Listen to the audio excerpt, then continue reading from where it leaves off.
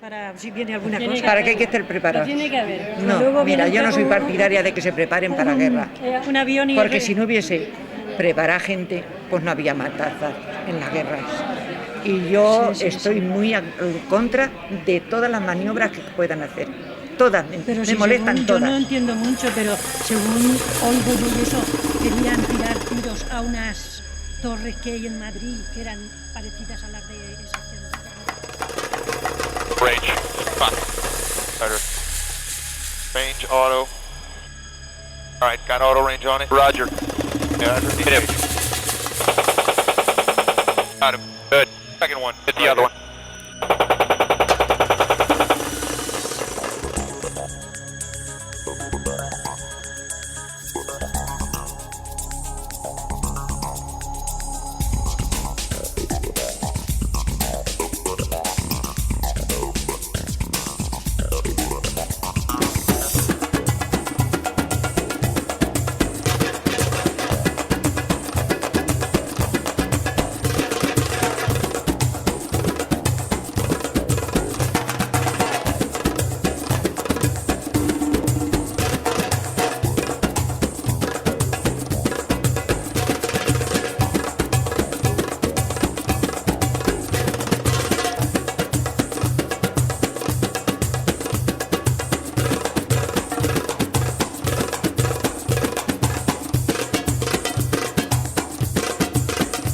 Irak ha sido la última intervención bélica de la Legión, uno de los cuerpos del ejército español que se entrenan en el campo de maniobras de Chinchilla, en la provincia de Albacete.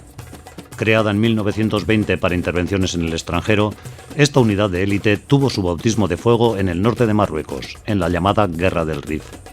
En aquel conflicto, España se colocó entre las potencias militares más avanzadas del mundo. Utilizó las últimas novedades en tecnología militar contra los rebeldes rifeños y llegó a efectuar uno de los primeros desembarcos anfibios de la historia. Actualmente, unido a los ejércitos de la OTAN, el Estado español trata de conservar su capacidad de combate y destrucción invirtiendo en armamento, organizando el ejército profesional y también entrenando en campos de maniobras como el de Chinchilla.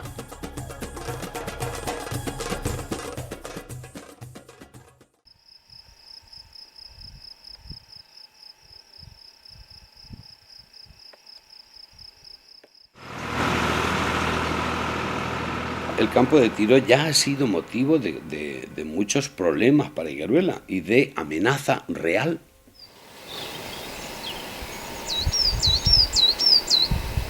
Había proyectiles que se salían fuera del campo de tiro, incluso llegaban aquí cerca del pueblo, pasaban por encima de los pastores. Algunos se ve que se atrevió a ir con el ganado, porque claro, crece más el pasto y todo eso. Y no sé si alguno tuvo alguna explosión. Labrando algunas veces han sacado proyectiles de la tierra, pastores pues de pronto se los han encontrado. Y yo iba en el tractor echando abono y lo vi y le dije, oye, ahí tiene un proyectil. Dice, no, si ya lo sé. Y le dije, pues si yo lo sé no me meto. Dice, pues lo saqué labrando. Y fuimos y le faltaba la espoleta. ¿Por qué? Porque había ido de rebote. Pero ¿y si está entero? Mi primo al sacarlo labrando no pudo haberse subido con San Pedro. Pues eso no ha ocurrido una vez sola. Y no precisamente en la zona de tiro, o en la zona de caída, o en lo que es la alambrada, sino a 7 kilómetros, que ya es distancia. Se ve que del todo, no sé si cogió por ahí, se ve que fue para allá, más bien para el cementerio, eso, pero cogió algunas casas, pasó por encima de algunas. Tiraban con los tanques, y de que el tanque va así, de que va así, sale el proyectil y alarga. Aquí de muchachas cayó algo de proyectil o alguna cosa así. Entonces estamos en peligro de que pueda caer cualquier cosa en la casa.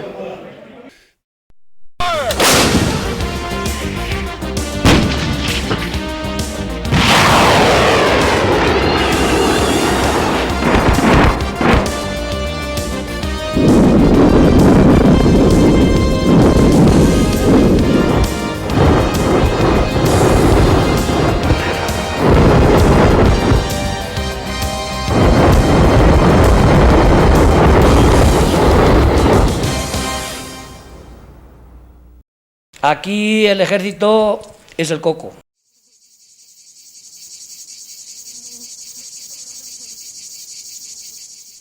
nunca nos han comunicado nada, nunca hemos sabido realmente lo que estaban haciendo. El Ministerio de Defensa viene y hace lo que le da la gana y los ciudadanos de la zona pues nunca sabemos, francamente, qué peligro podemos correr. No sé, hay mucha gente que no sabe que hay aquí un campo de tiro y que, no sé, no se habla. Nunca, sí, que yo no recuerdo nunca que se haya intentado dar una explicación o una justificación o una...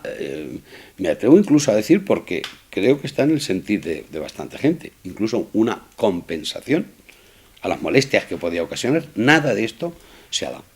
Apenas si se entera la gente.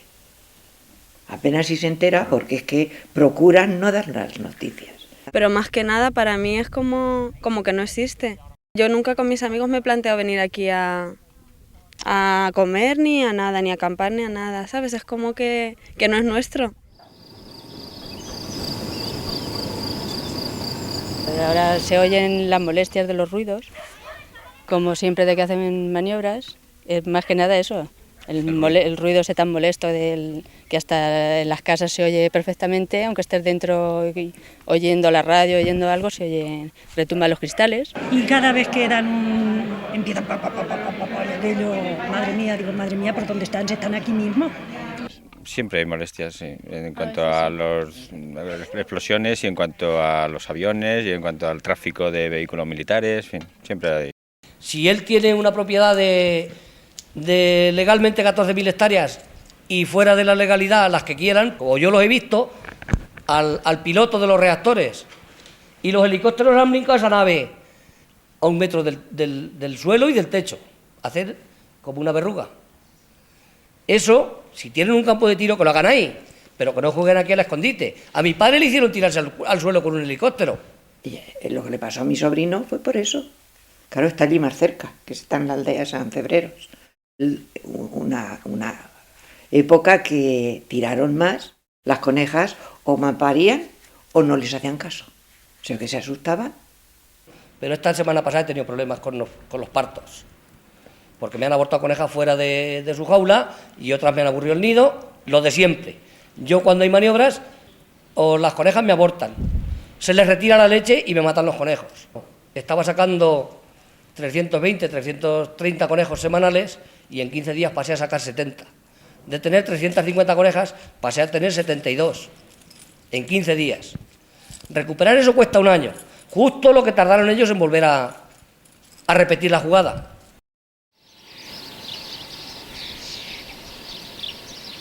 No es un gran paisaje porque es un paisaje que está degradado por el paso de los años con una absoluta despreocupación y efectivamente por el daño que causan los ejercicios militares, ¿no?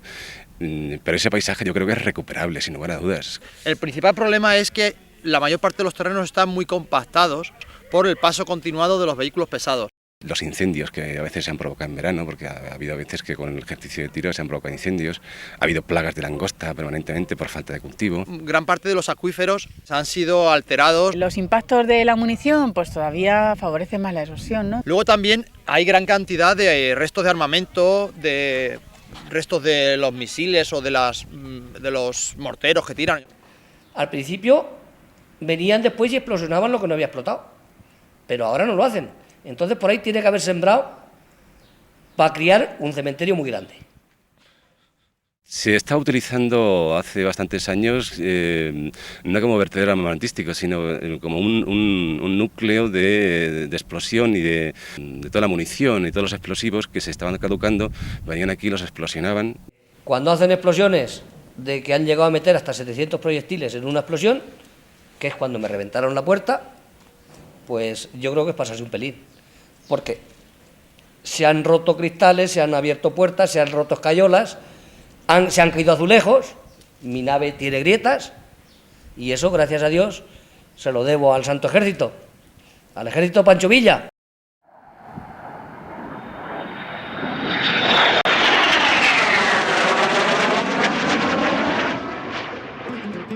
Al igual que Chinchilla, el ejército español ocupa decenas de enclaves repartidos por la geografía estatal. Todos ellos suman 150.000 hectáreas. Muchos son acuartelamientos, bases militares y puntos de vigilancia, pero la mayor parte están dedicados a maniobras y pruebas de armamento.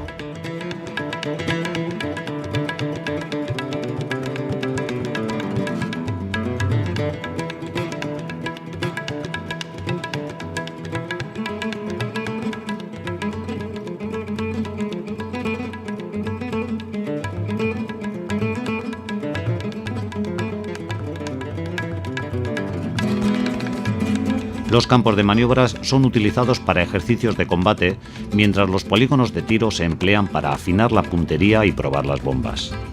Casi todos los cuarteles tienen, además, un espacio para ejercitar las armas.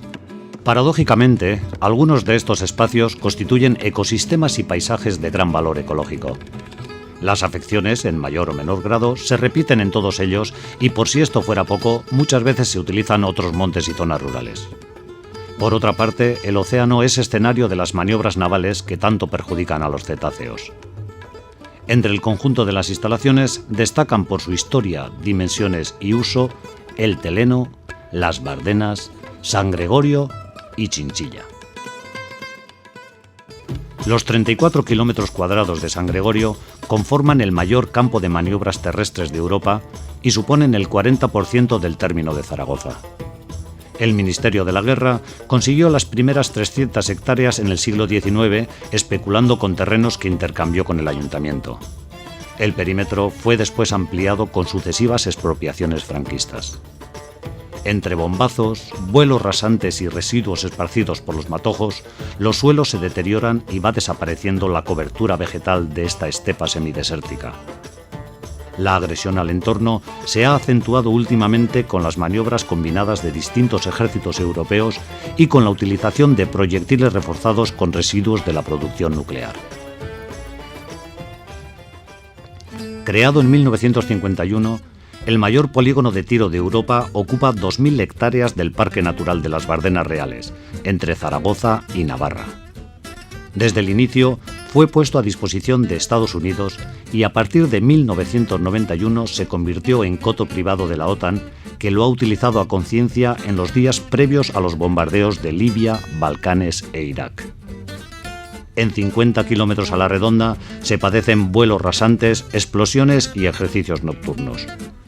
Todo ello supone ruidos, vibraciones, contaminación atmosférica, bombas perdidas y residuos tóxicos. Los accidentes, numerosos y graves, se han cobrado la vida de varios pilotos y de un pastor. El Hospital Clínico de Zaragoza está estudiando la incidencia del cáncer en la comarca aragonesa de Cinco Villas, la más cercana al polígono. El aumento de un 50% en los casos detectados podría ser consecuencia de la intensa utilización de proyectiles reforzados con uranio empobrecido. El Teleno es el único campo de tiro discontinuo de Europa. Esto quiere decir que las zonas de disparo e impacto están separadas. Entre medio hay varios pueblos. Desde 1961, el adiestramiento de la milicia ha ido acompañado de explosiones fuera del área de prácticas, incendios, desperfectos en los edificios, vertederos ilegales y molestias al ganado.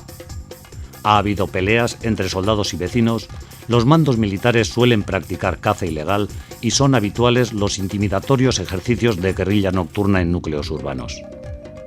Tampoco han faltado maniobras en épocas de nidadas y hay una progresiva destrucción de los yacimientos arqueológicos. Cada día que pasa, la supervivencia es más difícil para la fauna y la flora que no ha sucumbido ya a la artillería de campaña del Ejército de Tierra. Albacete es la segunda provincia española con mayor cantidad de suelo militar. Destacan el complejo de los Llanos, la mayor base aérea del Estado, y las 14.000 hectáreas del campo de maniobras de Chinchilla, a 13 kilómetros de la capital. Aquí entrenan la Legión y unidades de infantería, caballería y artillería, incluidos ejércitos de otros países de la OTAN. Además, el consorcio Eurocopter ha decidido construir en dicha ciudad una fábrica de helicópteros de combate. La cercanía del campo de maniobras de Chinchilla y la posibilidad de hacer allí las pruebas con el armamento han sido dos de los argumentos principales esgrimidos para la elección. El campo se gestó a principios de los 60 en una zona deprimida, cuya población, como la de muchas comarcas rurales, veía su futuro en la emigración a las grandes capitales del Estado. Durante estos 45 años, el malestar y la oposición de los habitantes de los pueblos afectados han sido constantes. Me crié en la aldea. Estuve poco tiempo aquí después de casada. Y claro, lo que pasa, entonces cuando yo me casé, te casabas y ya estabas allí en el rinconcito porque no te podías mover. Y tenías un crío y ya estabas para todo el día con él y no eras dueña de ir a ningún sitio. Y claro, pues yo a muchas personas no las conocía. Pero sí que han vivido mucha gente por ahí, pues han sido agricultores. y otros pues han tenido pues, mucho ganado y claro, han pastado por ahí por esos sitios y han vivido con el ganado. Era una zona muy pobre, la gente que vivía allí se limitaba casi única y exclusivamente al pastoreo y tenían pues 4 bancaletes por allí cultivados con mucho esmero y con mucho cariño, pero una tierra muy, muy pobre, francamente. Y todo eso pues hoy ha desaparecido en la sierra, claro, no puede ir nadie.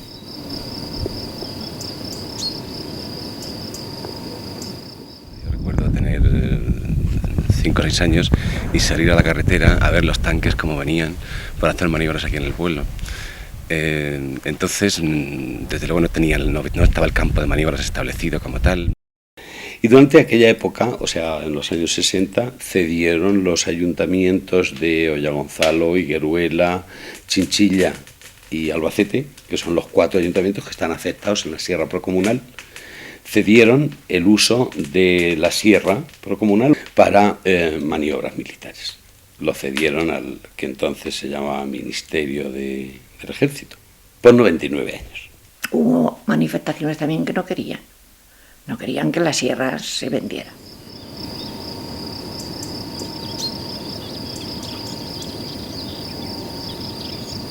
Entonces se hizo una mojonera y la gente del pueblo se movilizó y se rompieron los mojones, que yo me acuerdo de ir a romper mojones. Y hubo una manifestación muy fuerte en Higueruela. Y dicen que salió también todo el pueblo, pero que allí por la entrada desde Ollagonzalo, por donde se entra, dice que es las mujeres todas derecho a ellos, pero que estaban parapetados ellos y la jerarquía de los militares diciéndoles que dispararan. Y la gente íbamos todos para allá, y aún dijo el capitán, dice, cárguenlo, sacaron los fusiles. El que dio un paso al frente me lo cargo así, con estas palabras, con la metralleta ahí. Y empezamos a hacerle el cerco y quitamos allí los... Y dicen que los guardias civiles o los que había deteniendo la manifestación que se quedaban blancos, porque ordenándoles que dispararan. Y allí la carretera llena de mujeres. Que vino la Guardia Civil y metralleta en mano. No las llegaron a usar, por suerte, porque al final, hasta cierto punto, se acojonaron. Que luego fueron a Chinchilla y todo. Nos teníamos que enfrentar, aunque no quisiéramos. Ellos, como guardias civiles, claro, tenían que estar a las órdenes de lo que les mandaban. Y nosotros como pueblo no podíamos tampoco... Fue en las postrimerías del inicio del campo de maniobras. ¿Quién no relaciona una cosa con la otra?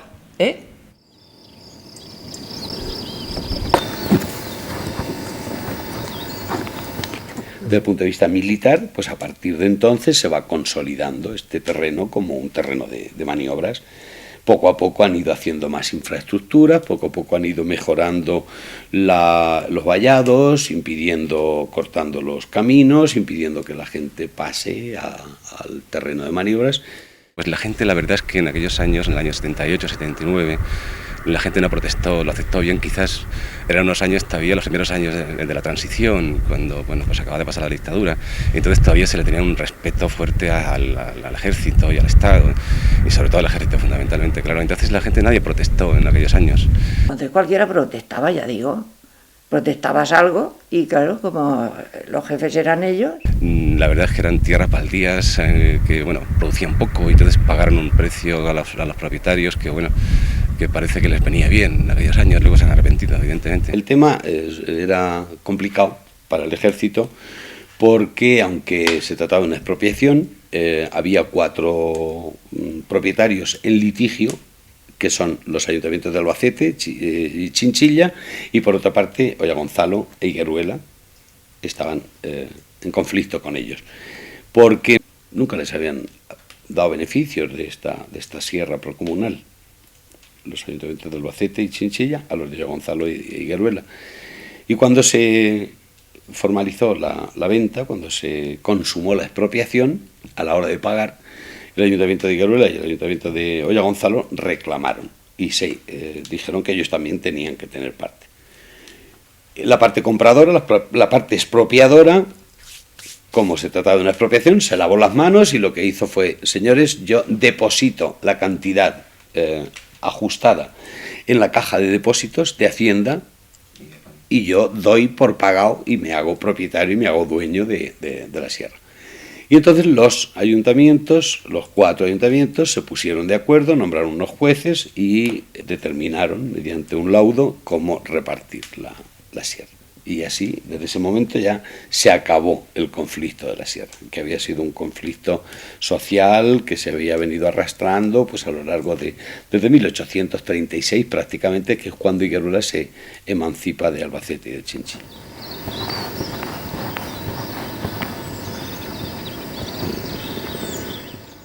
El movimiento grande que hubo aquí en esta comarca de Higueruela, de Ollagonzalo, de Chinchilla, fue en el año 96, cuando había una pretensión del gobierno español de instalar en esta zona el campo de tiro para los aviones de la OTAN. Pero si no la gente se mueve, nos movimos todo el pueblo, hubieran hecho una ampliación. En parte del ayuntamiento nos implicamos bastante y se constituyó la coordinadora esta provincial y tal, en principio contra el campo del aire, y después ya fue cuando se hizo la coordinadora a la que nos honra pertenecer en contra del campo de maniobras y tiro de Higueruela, ¿no? Hubo más movida porque, bueno, pues se hicieron unas cuantas concentraciones, estuvimos en las casas del puerto y yo creo que fue la más numerosa de todas, entonces era cuando la gente estaba más concienciada. Cuando la ampliación, hace 5 o 6 años, y otra vez, y aquello se retuvo. Aquí ya no pasaron un metro más de lo que tenían. Merece la pena resaltar lo del campo de tiro del Ejército del Aire. En principio pues se dejó estar, nunca llegó a descartarse por el Ministerio de Defensa, y la verdad es que pues tampoco podemos estar tranquilos de que no se vuelva a retomar otra vez la situación.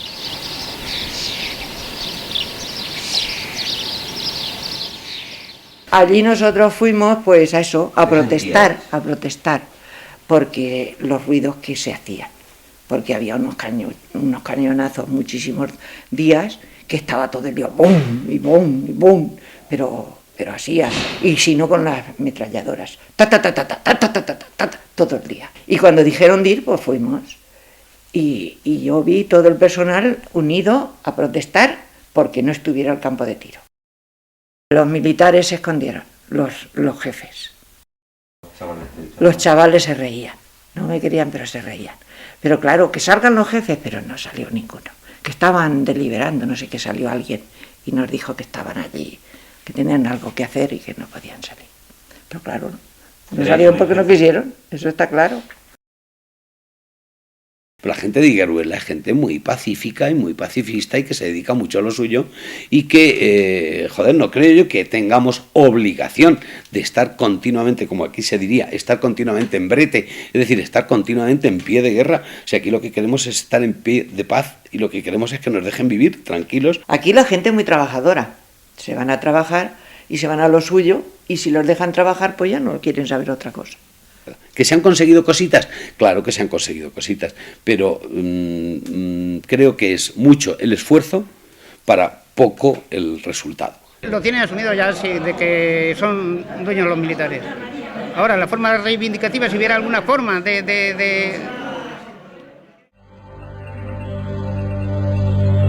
La Legión, una brigada de élite y fuerza de choque del ejército, interviene continuamente en entrenamientos y maniobras conjuntas con otros países como Francia, Portugal, Italia, Alemania, Gran Bretaña o Bélgica, y siempre en vanguardia. Con apariencia de juegos infantiles, las maniobras militares preparan al ejército español para ir a la guerra en cualquier parte del mundo, ya sea Irak, Afganistán o las costas de Marruecos, un territorio que conoce bien.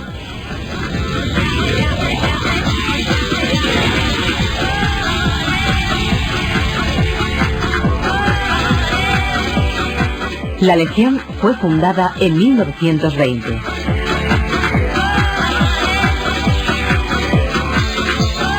Y aunque su fuerte espíritu es el mismo, su moderna preparación y formación no tiene nada que envidiar a las mejores unidades del mundo. Su centro de formación está en Viator, Almería. La Legión tuvo su primera guerra en Marruecos defendiendo las minas de hierro de la cordillera del Rif. No fue el petróleo lo que movilizó al ejército y, sin embargo, igual que hoy, los militares se hacían fotos con los niños nativos en un alarde humanitario. La Guerra del Rif ha sido olvidada por la historia oficial a pesar de su duración, de la cantidad de víctimas y de sus repercusiones en la política estatal. No obstante, es un ejemplo tan bueno como cualquier otro para observar en qué consiste la preparación que necesita un ejército moderno.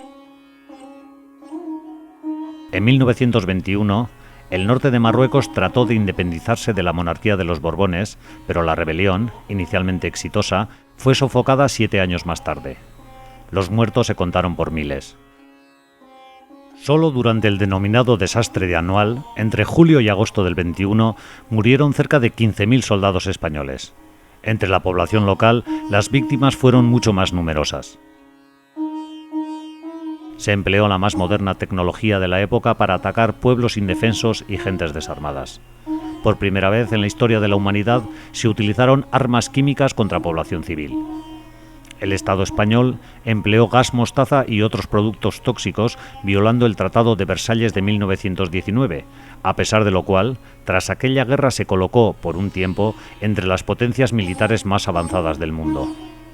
Miles de inocentes sufrieron quemaduras en la piel, perdieron la vista o quedaron estériles. 80 años después, 1 de cada 2 niños marroquíes con cáncer procede de esta región.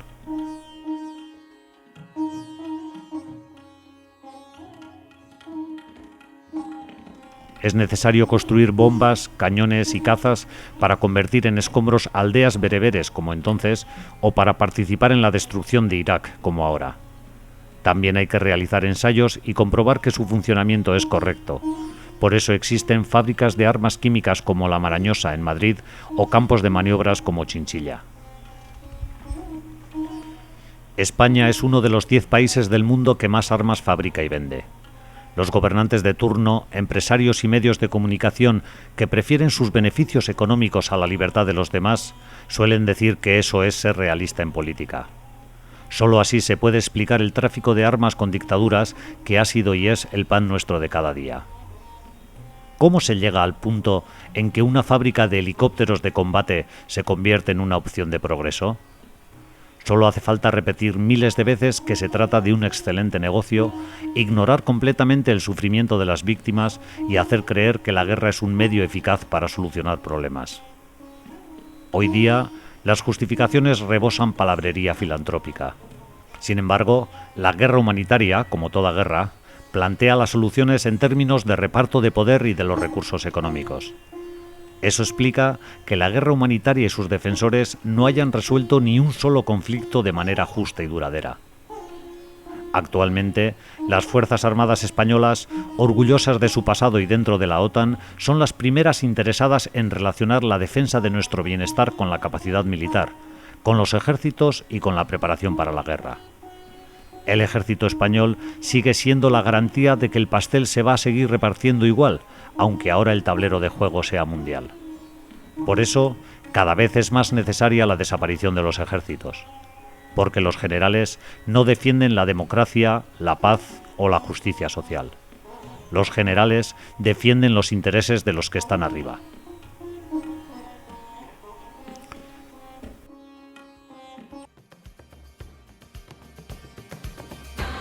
Sabemos que si un pueblo está unido puede conseguir todo lo que se propone.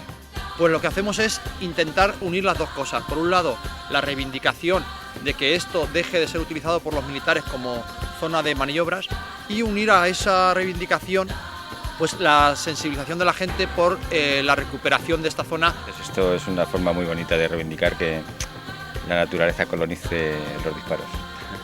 Creo que las propias guerras que han habido en los últimos años también ha hecho que la propia concienciación de la gente haya ido tomando cuerpo y por supuesto pues todo el trabajo que el movimiento de objeción de conciencia ha venido haciendo durante muchísimos años en contra de todo lo que significa la guerra. Pues soñar, pues nada, soñar que desmantelen todo esto, que la sierra sea para el pueblo como era, que aquí pueda pastar el ganado, que podamos venirnos a pasear, a caminar tranquilamente. Se pueden hacer numerosas rutas y sendas en la naturaleza que expliquen cuál ha sido la degradación que ha producido las maniobras militares y que expliquen el valor ecológico del bosque mediterráneo. Si a eso le sumamos que cerca de aquí tenemos, pues por ejemplo, las instalaciones eólicas, bueno, pues sirve para explicar también el uso de las energías renovables como alternativa a las energías tradicionales. Se debería dedicar a hacer un pulmón verde de la zona ahí, yo creo que es la mejor actividad que le podríamos dar. Porque la gente tiene derecho a vivir tranquilo sin tener cerca granadas, ni militares, ni cosas que exploten. Se puede seguir teniendo ese uso tradicional de la ganadería extensiva. También existen aquí numerosas posibilidades de hacer aulas de naturaleza, donde se pueden hacer, pues, por ejemplo, desde pequeños campamentos de fin de semana, actividades deportivas. Que queremos tranquilidad, trabajo y que nos dejen en paz. En cierto modo, pues veo que los ejércitos ojalá y no existieran en absoluto, pero tampoco me parece muy justo que pretendamos que se lleven el campo de maniobra de aquí de Higueruela para que se lo pongan a otros ciudadanos, en otro pueblo o en otro lugar. Eso está claro, que lo quitarían en el momento me dieran órdenes y lo pudiera hacer. Tenemos un territorio muy cerca de Albacete que tiene muchas otras alternativas que no son exclusivamente el que los militares año tras año estén machacando con los vehículos pesados, con los ejercicios de tiro, etcétera. Pero si lo que fuera posible es su desaparición y su extinción total, pues en primer lugar habría muchísimo más dinero para dedicar a otras cosas mucho más interesantes, como educación, sanidad, cultura. Estoy de acuerdo con una sola compensación, que creo que es la que hay que hacer, que es que nos devuelvan el terreno.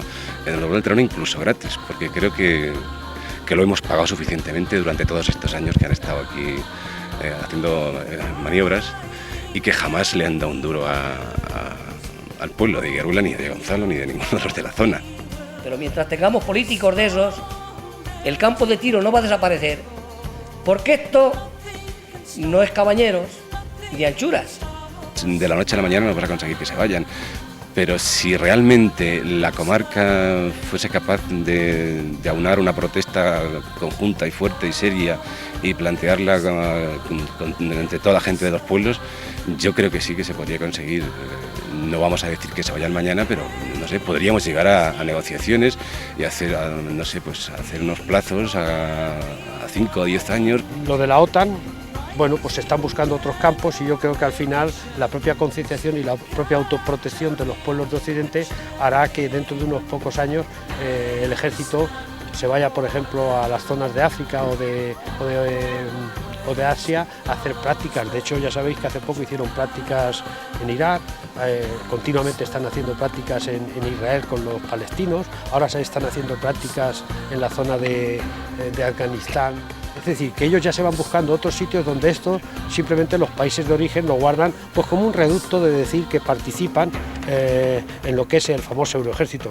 Pero está claro que esto antes o después se le devolverá al pueblo al que se lo expoliaron y al que se lo quitaron de una manera pues como corresponde a países donde no había democracia. Y así será.